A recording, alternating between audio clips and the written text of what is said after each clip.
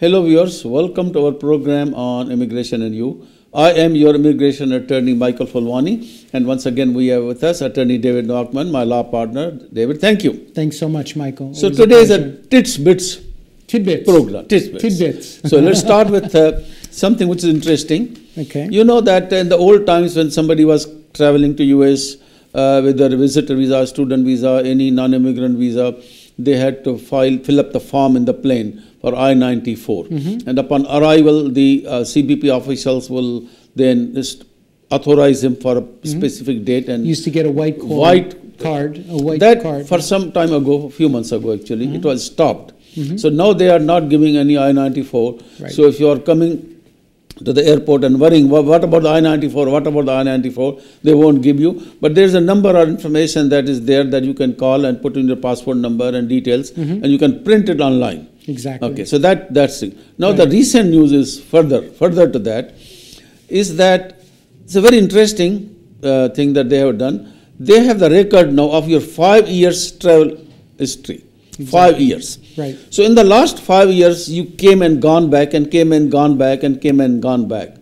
You can go online and get your 5-year record, which is very, very important and very interesting also. That's right. So that the person knows, and even many times there's an application they are making, even American consulate or immigration, they want to know the information about your prior trips. Right. And you have it in writing. So you can show the American consul that I went, I came back, I went, I came back, I went, I come, never stay, overstay, never stay illegally. Something like that is very, very helpful.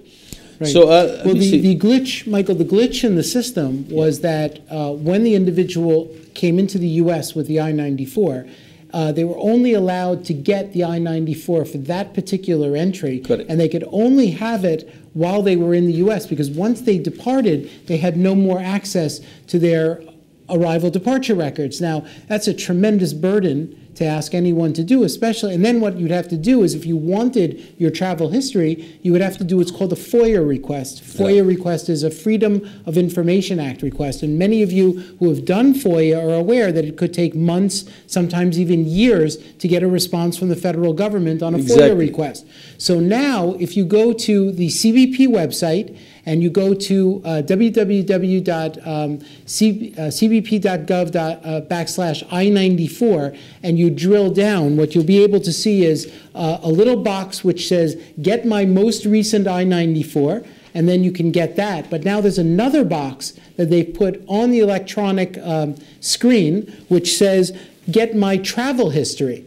And what you can do then is you can actually download your travel history for the last 5 years. So no more do you have to go to, and here's what was happening basically is that the FOIA database was interfaced with the CBP database to allow you to do that because FOIA was overwhelmed with, with inquiries about past travel. And that was why this happened. But it's very good. So this is effective, by the way, on May 1st. Right. So starting at the beginning of last month, you'll be able to get your 5 years worth of your So let me ask you more question on this. We have seen sometimes the client comes in and he lost his I-94. So we have to file the form I-102 or something to get a duplicate copy. Right. But shouldn't this help if they can print their own record? That's right. Absolutely. There's no need to go through that whole. We used to wait for months before we can. Yeah, what was bad about the I-102 is that you had to actually pay to get the information. Pay and wait for months. Which is crazy, that you have to pay this to get this information. Also. So this solves the problem. FOIA, you didn't have to pay for. You fill it out and send it in, and maybe you have to pay for copies if they require it, but generally speaking, you don't have to pay for a FOIA. Right. But look how long it took. But then this allows you to go in, it's for free, you can get your travel information. And I think that this is a tribute to the efficiency now of CBP and its ability to interface with the USCIS FOIA website. So, okay. Another item is about AR11. It's a change of address. So before we go into the detail in the new... Let's explain to everyone what that is. I just want to, see, people, when they move from one address to another, and people, not the US citizens, but non-immigrants, even green card holders, if they move the address from one place to another, they have to go on, they could file the form AR11. Right. Now, by the way, I'm going a little bit out of subject, but on this one, I got so many cases coming all the time where a person who had filed a petition a few years ago, and not followed up. And that now the visa number is becoming available. Right. Now he says, but I have not got any information from immigration. What happened to my petition? Because you didn't They update go on his the line. address. They go on the line, check their status, and find out that the petition was denied 3 years ago, 2 years ago. Right. So the problem here is because they did not notify the immigration service on a change of address. Right. Now this is very, very important that Which you you're required to do, by the way, by absolutely. law. Yeah. By law, you have to file. This will And I think it's important to mention to our viewers the history, Michael, because if you remember, nobody really knew about the AR-11 until 9/11. Yeah. When before 9/11, no one was really doing AR-11s. All of a sudden, after 9/11, the government announced that you must do AR-11s or that'll be held against you because they keep it in the database, and people were showing up for interviews, and if they didn't file their AR-11s, the government was using that as an excuse to deny cases. Now, that was crazy, okay, that they were doing that, but that's what was going on because they were trying to send a message that they wanted everyone to be updating their addresses. So even those people that were denied and try to reactivate request and all that, immigration service most of the time says, but you did fail to notify us the change of address. We sent to you on the address that you had provided, and it came back, and then it is your fault. I mean, of course, we have some good experience on filing nunc-pro-tunc motions to even get those cases back. On different grounds or reasons. That person might have not been able, he was sick or unavailable, or didn't have the information. Any reasons could be there. Beyond their control. Beyond their control. Exactly. Yeah. But the importance, again, I'm re-emphasizing and re-emphasizing again and again. If you change the address, you move from one place to another, it takes you 5 minutes. Go on the computer, AR-11, you can fill up in 5 minutes, 10 minutes at the most, right? And now the change is that you can go online and you can also print a copy and maybe even get acknowledgement that your application has been accepted. So you have a record where some parties say, oh, yeah, I did it. But now they have, I did it, and here the proof from you that you accepted it. Exactly. So this is a very good change, and I think... also, while we're talking about forms, do you have something else on the AR-11? I'm just saying that I was just going to talk about the new naturalization I would also form. mention about on a website that you could do www.uscis.gov. But not only this, remember, when you go to the website, you have filed a petition and you want to know the status. It says status.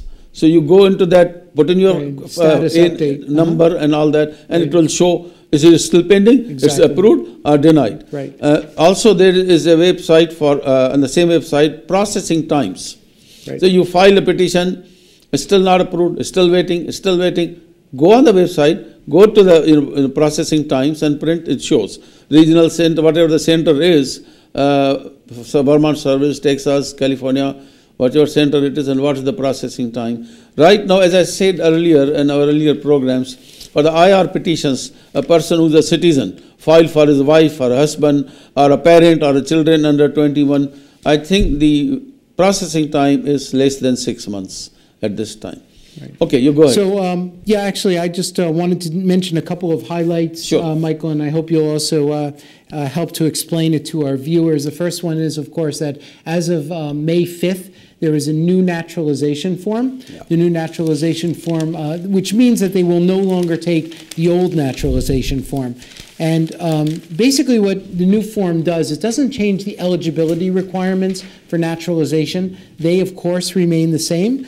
But basically what happened is the new form has additional questions regarding compliance with certain additional laws, one of which is the Intelligence Reform and Terrorism Protection Act of 2004, and the other is the Child Soldier Prevention Act of 2008. The new N400 document has clearer instructions, and it also has a new 2D barcode technology that allows them to trace these forms. So hopefully we won't have any mishaps with any missing forms after they're submitted to the USCIS. And you have to use the new form. They are now stopped using the old forms. Correct. Effective May 5th, yes, you can only use the new form. Also, there's a lot of good information on how to complete the form. I went through the whole thing. Yes. And all that information is accessed on the, I give you the website, is a form for naturalizations N400. and you go to the website www.uscis.gov/Ind400, and you'll see all the tips, even completing the forms. What should you write against each question and how you should complete the form. The questions about the general question they ask on the test and all that. A lot of good information that you to utilize. By the way, this takes me back to the question of websites.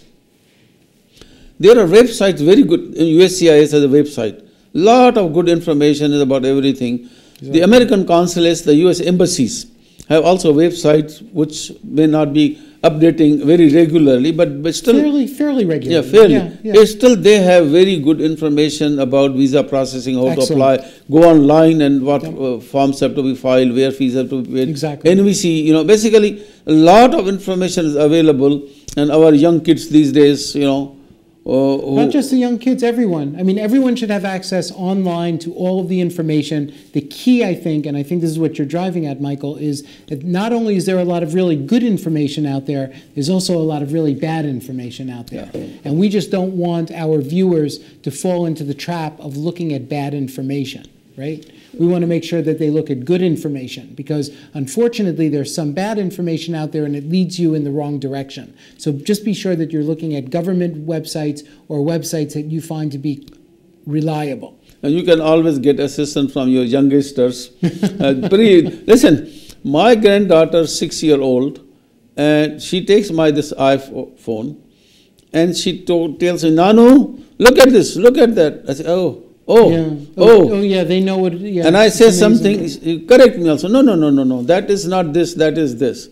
So they are very smart, right? Computer savvy. You kids too. What it also tells you is in 10 years how different technology is going to be, because they can move so fast with the technology that it's taking us time to learn. So it's very. David, I know your kids are now looking for the colleges and all that. I mean, this is a little different subject, but today I'm in a mood to give them even something which is out, but which will be helpful. Yeah. So tell these the parents and the young kids who are looking for what kind of suggestions will you give them, how to look for the correct college or university, and what is steps This is off the immigration track, and I don't know if I'm qualified to be able to give any advice with regard to colleges, but I think that the key is find a place where you're comfortable. And that's what we did with our son. He made several applications, then narrowed it down to a couple of schools, went and visited the schools, and then he decided where he wanted to go to school. So you have to be true to yourself. You have to go see if you can enjoy yourself where you are. See, also from time to time we go to India and meet, and I met some people who are American consuls, Indian. In Bombay and Delhi, and I've seen time to time officers we see now they're getting jobs, and even up to the highest level. And the President Obama has hired the maximum number of Indians ever any other president had hired in different positions as judges, as secretaries, under secretaries, and in a very senior position, people working in the White House also. So there's something that the opportunities our young kids can do. Basically they want to become even American consuls. They can do the foreign service jobs. And well, the National Association of Foreign Student Advisors, which is a group that we're active members of, have been pushing international travel and international education for many years. And that's something that I think we're starting to see, is that the world is becoming a much smaller place. Thank you very much. We are running out of time as usual. Thank you, and we thank you very much for watching the program. If you have any questions, comments, or suggestions, please write to us. We will be more than happy to respond to you. Thank you very much, and goodbye. Thanks so much, Michael.